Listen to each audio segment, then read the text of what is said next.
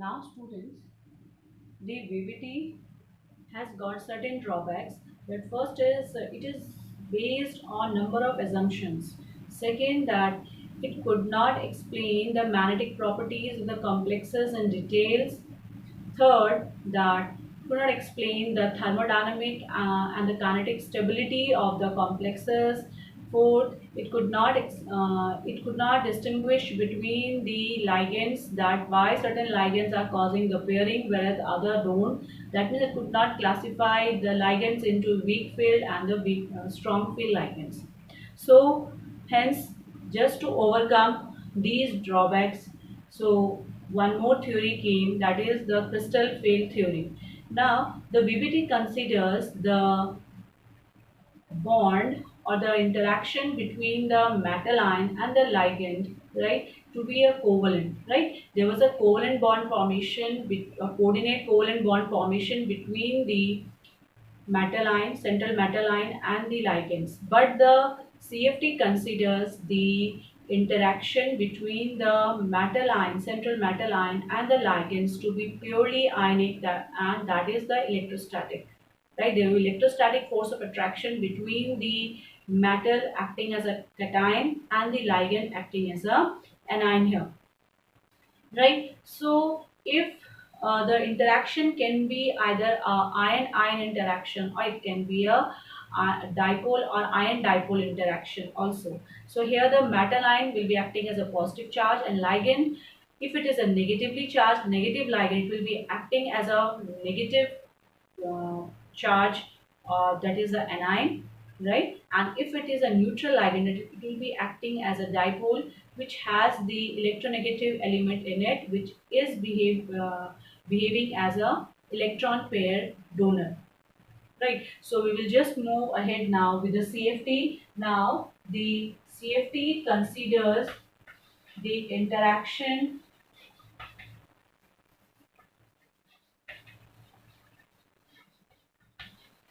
between central metal ion and the ligand, interaction between the central metal ion and the ligand to be purely ionic, that is purely electrostatic,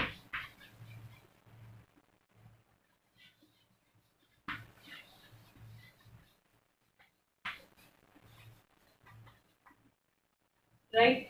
If it is, this is the metal ion and this is the ligand. If it is a negatively charged, so it is plus and minus interaction that will be acting here, right. And if it is a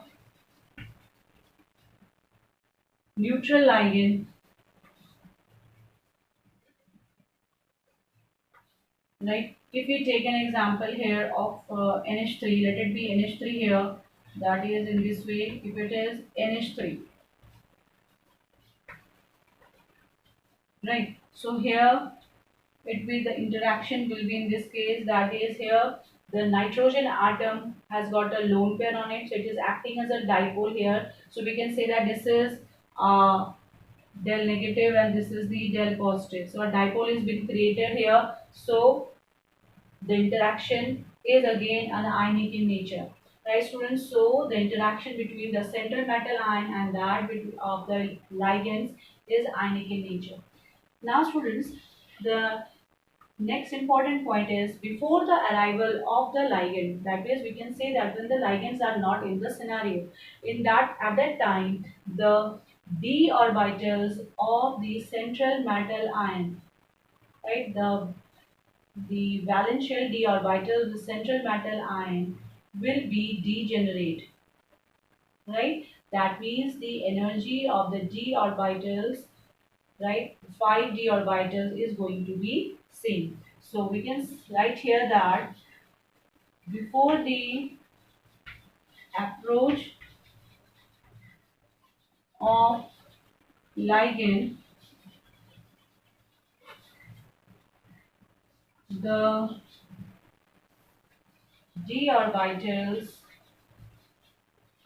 you can say the 5 d orbitals are degenerate, that is having the have same energy, right? Now the next point is this. I think these 2 points are clear, right? Now the next point is that when the ligand starts approaching, right, students? That is the third point. When the ligands approach the central metal ion, right? So they will be approaching along a particular direction, that is along the axis, right? So ligand approaches the central metal ion along the axis, right? Along the axis. So hence, what will happen here? We just writing here ligand approaches the central metal ion along the axis, and the attraction is duly electrostatic, right? Why the ligands are approaching? Because there will be a force of attraction between the central metal ion, the positive charge central metal ion, and the electrons which are available with the ligands, right? There will be plus minus charge attraction which will cause the ligand to approach the central metal ion, right? Then the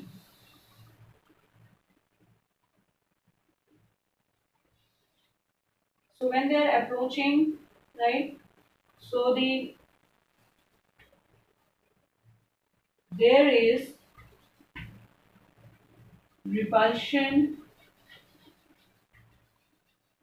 between the electron pair on ligand and the central metal ion. The electrons, when the ligand approaches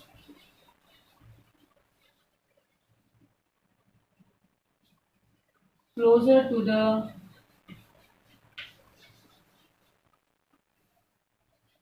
metal ion,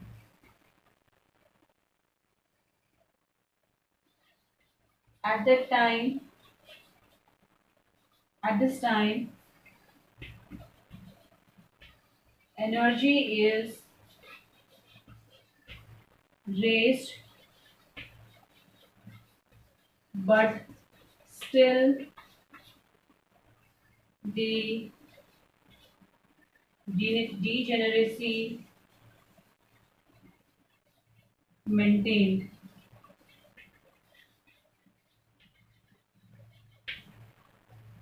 right, students? So the central metal ion, they have got the d electrons. So when the ligand will approach, first the why they are approaching, because of the electrostatic force of attraction between the positive metal ion and the negatively charged ligand, right? Has got the source, which is a point charge. Ligand is here the point charge, point negative charge, right?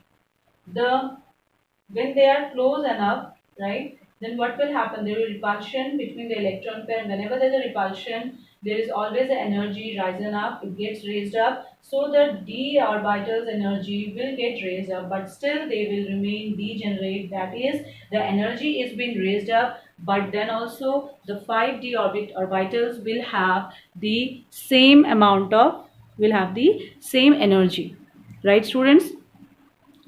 Now, will be reached, or we can say at a particular we can at a particular distance from the central metal ion, right?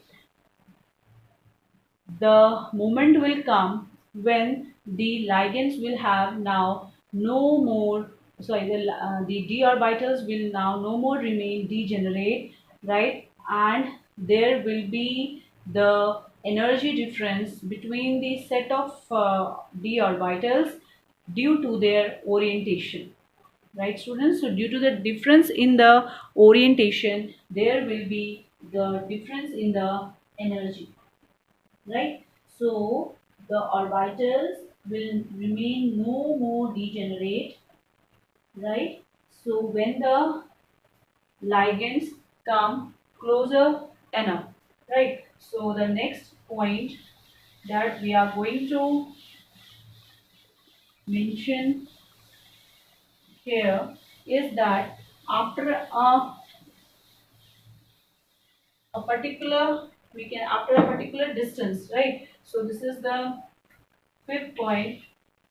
Now when the ligands come more closer, the degeneracy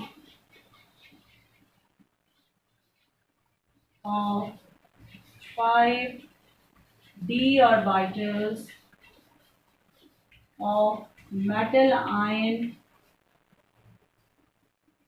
no more exist,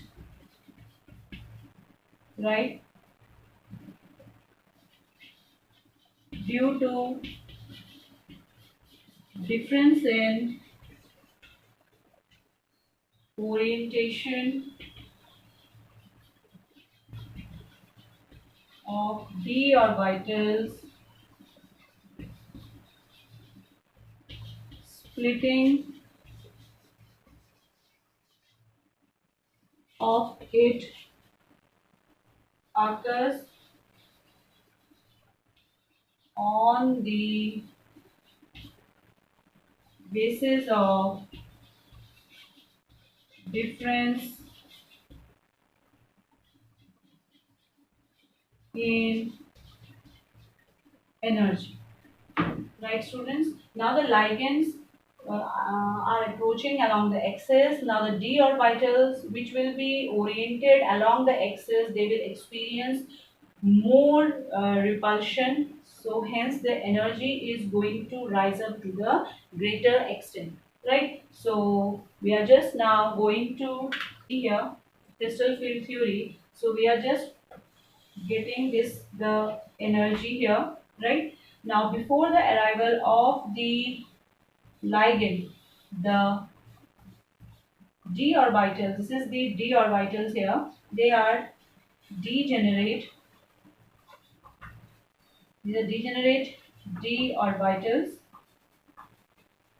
right? Now when the ligand starts approaching, what will happen? They are approaching, what will happen? There will be repulsion between the electrons which are present in the d subshell and that of the ligands. So the energy is going to rise up, but still the degeneracy of the d orbitals are going to be maintained. Still they are degenerate here. Right. Now, when the ligands come more closer, what will happen? There is going to be now a repulsion.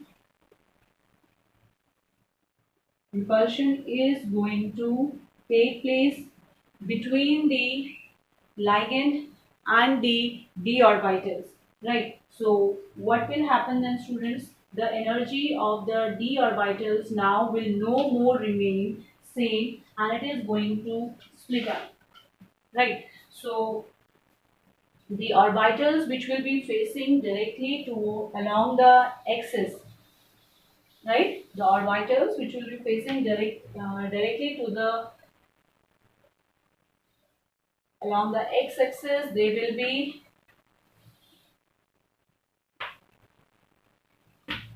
their energy is going to